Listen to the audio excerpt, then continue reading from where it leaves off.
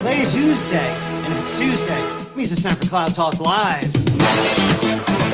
That's right. Look at me work these faders. Make sure that you can hear me. Make sure you can hear the fun music. Everyone, as always, I want to welcome you to another episode of Cloud Talk Live. My name is Jeff DeVerter. I'm the Chief Technology Evangelist for us here at Rackspace Technology. But of course, for the next 30 minutes, I get to hang out with you and be your host. Now, we have certain rules and regulations around this place. Actually, they're more guidelines.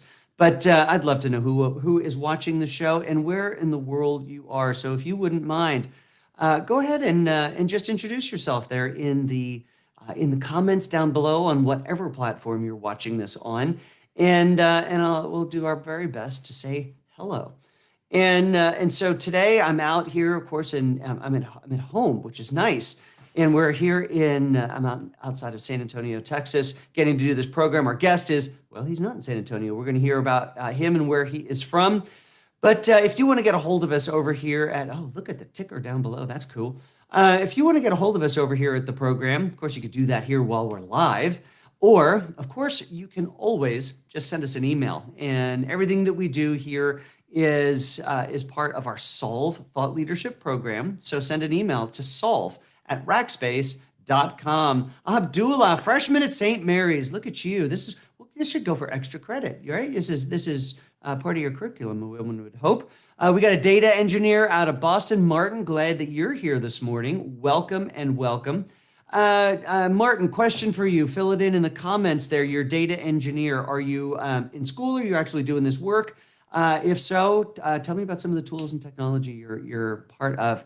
BT joining. Welcome. We're glad that you are here. We love our partnership with our friends over at BT.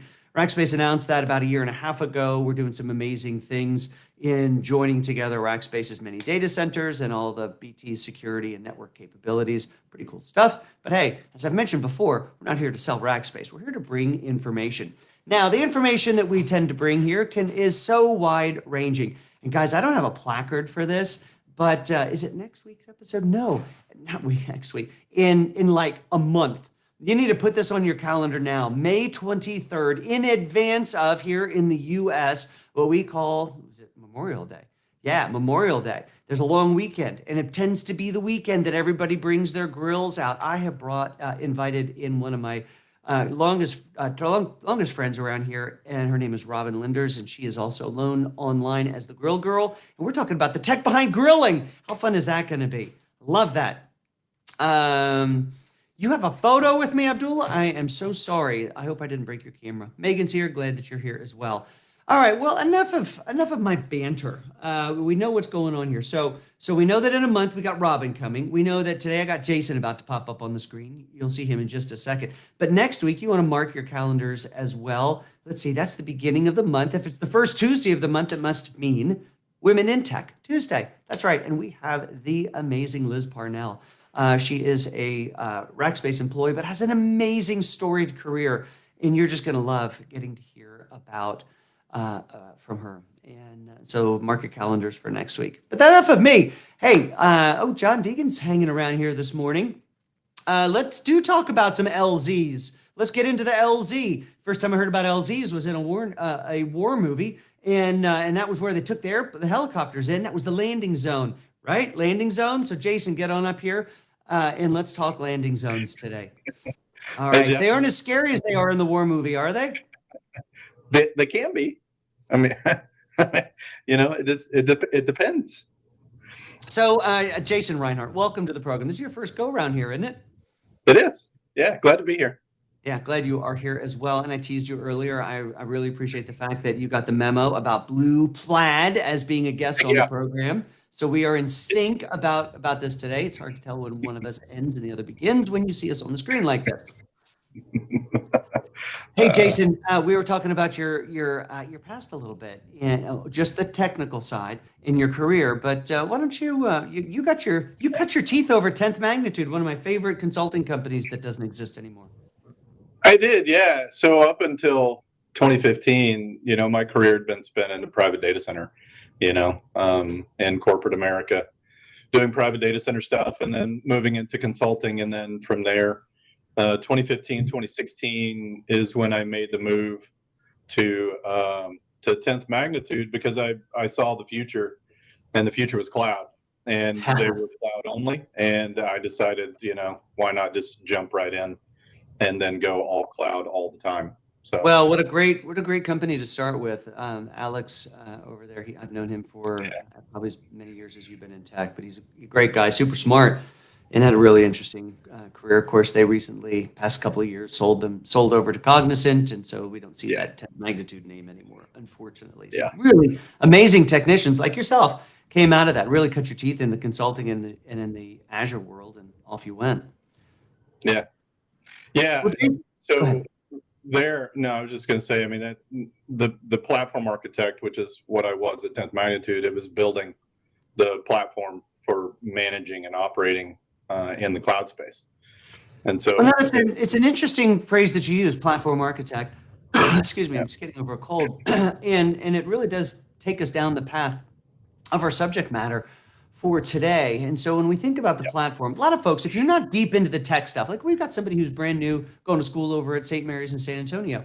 But if you're not familiar, everybody thinks in general about that move to the cloud as, hey, off we go to the cloud. Like, hey, let's go have a picnic. We're taking our inside stuff outside, and that's where it's going to run now.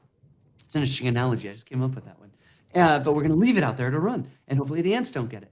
But when you move out into the cloud, people think of, hey, we're moving those VMs, and there's the now software representation of networking devices and storage devices and storage services.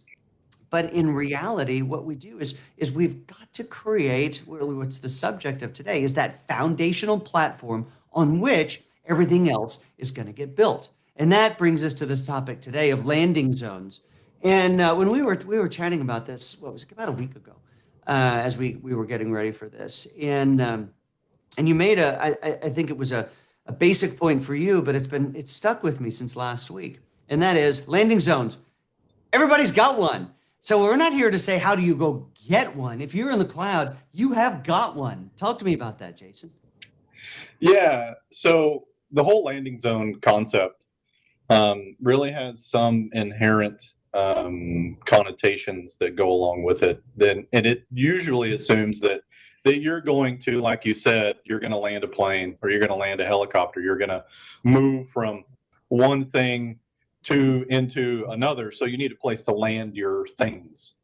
Yeah. But while that's true, and everybody does have a landing zone, a place to put stuff, it's really evolved as the cloud has evolved, just like everything else has. It's evolved into, okay, everybody's got a landing zone, but now does that landing zone provide you with a secure place to run your business? Does Yeah. it provide you with all of the policies necessary to make sure that you're regulatory compliant? All of the different things that you're looking for in a use of the cloud platform. Yeah. That's what a proper landing zone can do for you, is enable all of those other things. Because the last thing that you want to do when you get started on your cloud journey is go down the wrong path. And so when you start thinking about and building landing zones, you get down the right path. You can go down the right path by doing that. Yeah. So that's what we mean when we say landing zone in reality. It's just a secure, well-governed place to host your applications for your business. And unfortunately, while I love the term landing zone, I also don't really care for it because I Yep. love it in the context of, hey, we're bringing all our stuff from out in the world and we're taking it, in this case, your world, we're taking it to Azure. Maybe that's why we wore blue. And subconsciously, that's what's in our head. And so it's the place where all of that stuff is going to land. Now, if we think about extrapolating the analogy of, hey, we're going in on a spy mission, and the helicopter's going to take us in behind enemy lines to the landing zone. But the landing zone is just the place where we launch from once we're in the location. Think about it in Azure's context. We have moved out into Azure, but we're not going beyond, because the landing zone, I think, there's another analogy we could tie to it, and that would be a foundation. Think of the Yep. foundation of the house. It's the thing on which everything else is built. Now, where That's that correct. analogy breaks down is is once you pour the foundation for a house, strong cement with lots of rebar, you aren't changing it. You can extend to it, you can correct it if it shifts a little, but then you got where pipes come up, that's where pipes come up, and where they don't. But in a landing zone inside of Azure, it is that place where we go and land, but it is the place, that foundation on which we build everything. So that means a landing zone is kind of important.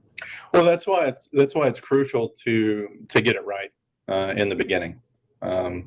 because, like you said, it's extremely difficult to change certain things as you go. If you realize that you've got started, and you need to change, there are some things that are difficult to modify once you've put them into place. Once you're there.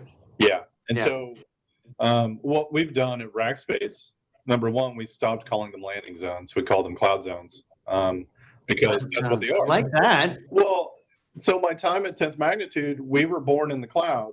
We didn't have any infrastructure on site. It was 100% Yeah. cloud. That was it.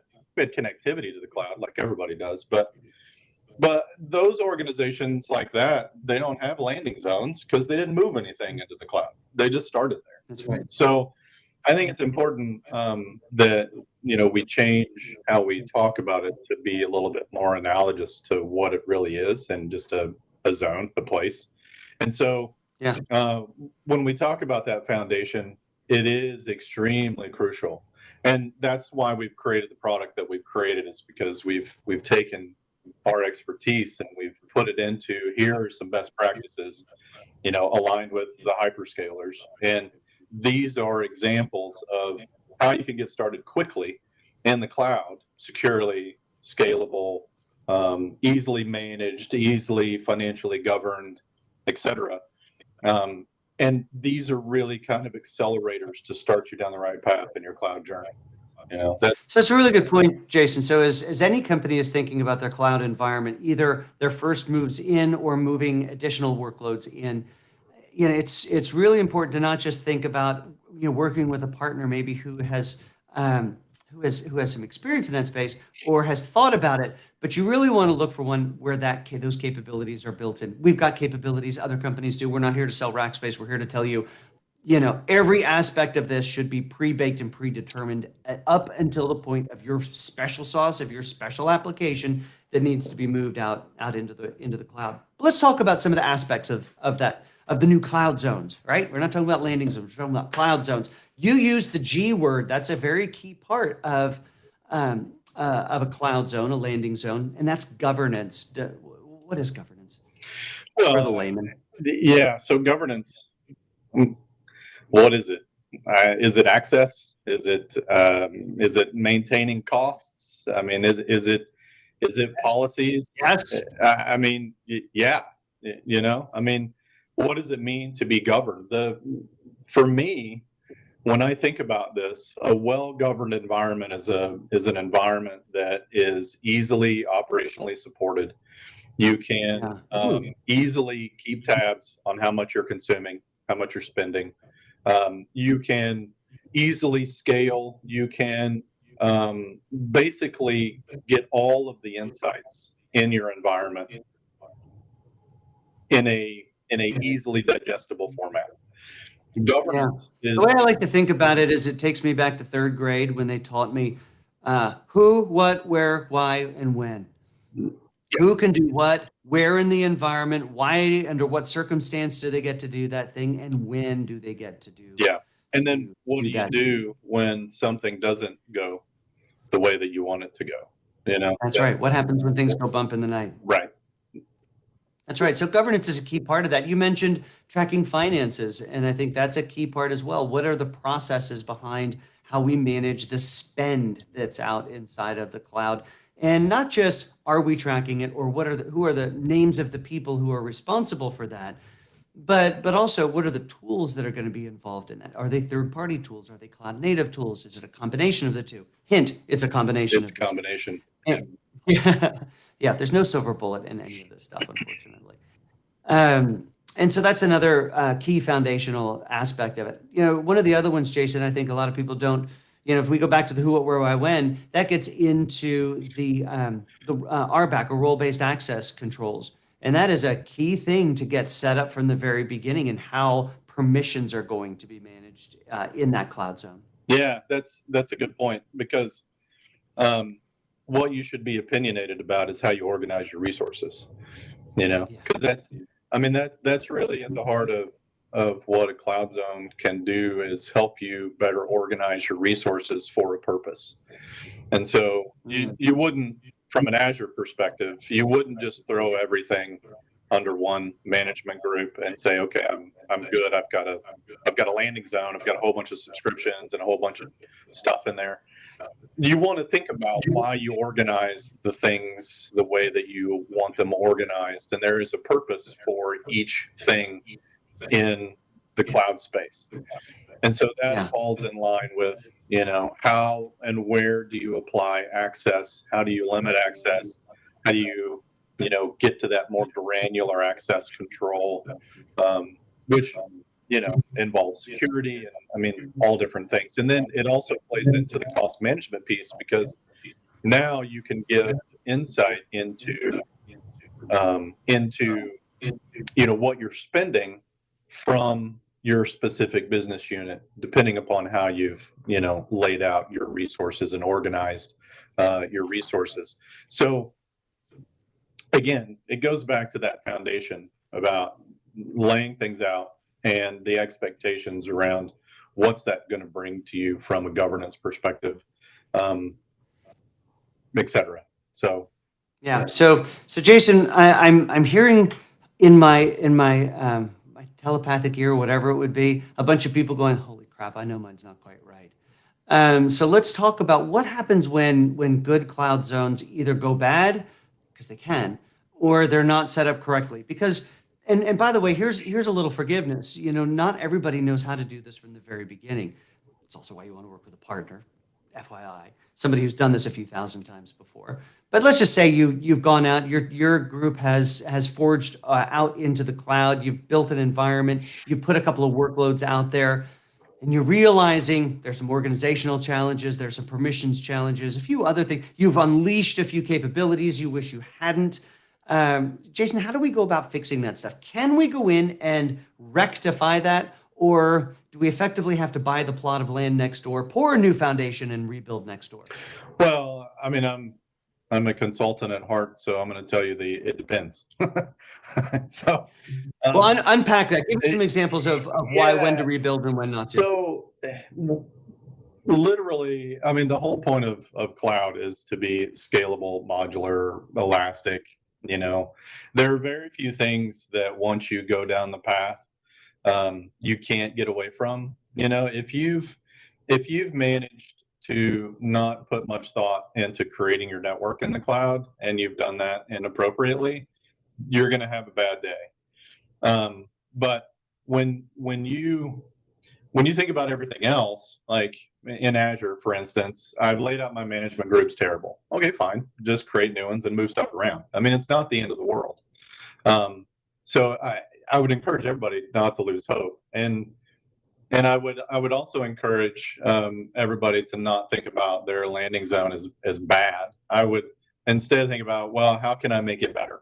How can I make it more efficient to do more things that we don't currently have the ability to do? And that's really, I mean, that's really what you should look at when you evaluate your own landing zone. In addition to working with a partner that you trust to do that. And if you're not talking about that foundation, then you should be. That should be the first thing that you discuss. Right. And that's, we're talking about this in the context of how do we make sure that these applications that we've moved out, in this case, and out into Azure, are functioning well, are reporting well, are managed well. But the other thing to consider is how well they will scale.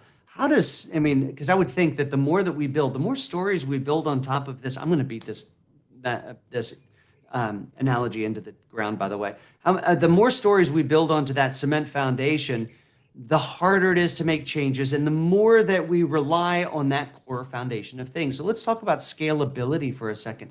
Maybe what are some of the warning signs that somebody's landing zone, their cloud zone is not built for scale, is not going to serve them well in the long run? if it takes you more than a couple hours to deploy a new application, then it's probably not scalable. Um, I mean, just being real, the whole point of cloud is to be able to move fast. And if you can't move fast in the cloud, then you're either not thinking about it correctly, or you've not set yourself up for scalable success, or any any type of proper governance will allow you to be secure and scalable at the same time. You don't have to sacrifice one for the other anymore. You can have both. You can have the I love the security and thought the scalable. of considering scalability, a measure of appropriate scalability based on speed and time that it takes, because I think that that is a great litmus test, because everything else falls underneath there. Am I getting bound up in permissions? Am I getting bound up in Yeah. resources? Am I getting bound up in some other aspect of it? Yeah, I mean, some applications and some expansion does take time. I understand that. If you're bringing a new business unit into the cloud that didn't exist, I mean, that's like migrating another data center almost. That takes time. I understand that, but if it takes you 3 or 4 months to build out infrastructure to allow for that, then something is not right. All right, we talked a lot about the negatives. Let's talk about the positives. What does an effective, actually, before you answer that question, I got one other quick one for you. And that is we've been talking about this in the singular. Are there scenarios where companies have more than one landing zone or cloud zone? Absolutely. Yeah, absolutely. Especially from the Azure space, if you branch into multiple tenants, you're going to have multiple landing zones or cloud zones, because each tenant is its own entity. And so you will have multiple landing zones. And then even inside a single tenant, you can have multiple areas in which you have a cloud zone. I call them accelerators and verticals, but they really just enable capabilities that didn't exist. If you're a healthcare provider, we've got a healthcare landing zone that's specifically designed to support the needs of a healthcare institution. Same for manufacturing and finance. I mean, each of those industries have their own unique needs. And then data accelerators or container accelerators, all of these things are miniature, smaller landing zone pieces, but they all kind of fit together into one massive cloud zone where you operate your business. That's right. All right. So in our last couple of minutes that we have here, let's talk about some of the characteristics of great landing zones. What are some characteristics that people should aspire to in them? Well, I think, just to sum up kind of the concepts, scalable, modular, well-governed, centralized operational control, separation of duties, repeatable platforms, a stable framework. I know those are a whole bunch of buzzwords, but they're actually, I mean, it's actually true. I mean, all of those things are true. And so what you really want out of that is whatever your business needs, you want that in your landing zone, and it needs to be scalable, modular, well governed, good framework, permissioned appropriately, etc. That's really what you're looking for. Got it. And we've talked a lot today also about how, the act of setting some of these up for organizations, unless you're the largest of organizations, you have a handful, not many of these potentially of these cloud zones. As such, we highly recommend that you work with a partner, somebody who's done this tens, hundreds, or thousands of times. So let's talk now about maybe some of the characteristics that people should look for in interviewing or looking for a partner. What are some of those things that a company should look for? Obviously, we'd love them to come to Rackspace, but they could. Sure. What makes a great partner? Yeah. So number one, the partner should be listening. The partner should be taking in and asking lots of questions about your organization, your requirements, what the true goal is for adopting the cloud space, and then from there, your partner, you want to ask them, have you done this before? If so, how many have you done? What size organizations do you do this for? What what is your technique behind the scenes for creating these?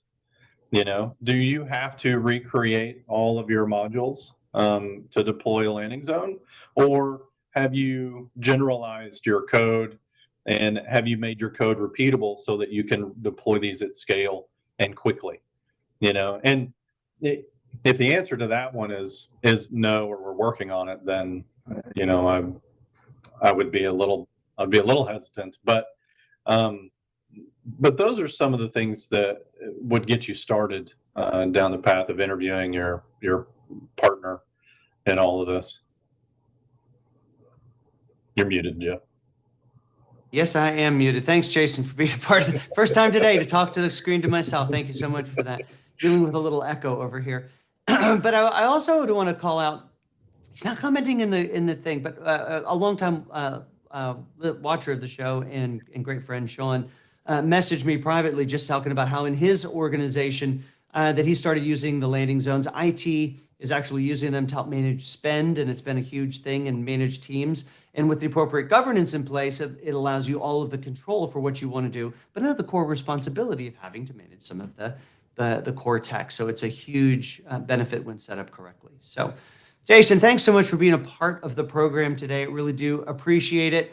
I need to let you get back to the business process of setting up a bunch more landing zones for customers and how we help automate that stuff. Folks, if you want to get a hold of us over here at the program, feel free to just shoot a note over to solve@rackspace.com. You can even get a hold of Jason that way. All right, Jason, have a great day. It's good to see you. All right, everyone, I do want to remind you that next week we have the amazing Liz Parnell is going to be on the program. And mark your calendars, all you grill folks, especially the women who are watching this, because that's what Robin Lindars, the grill girl, go look her up, specializes in, and that's helping get more women outside in front of the fire and enjoying the amazing aspects of grilling. So with that, everybody, that's right. If it's the end of music, it must mean we've come to the end of another program. We'll see you next Tuesday where we have Liz Parnell on the program. Have a great week, everybody.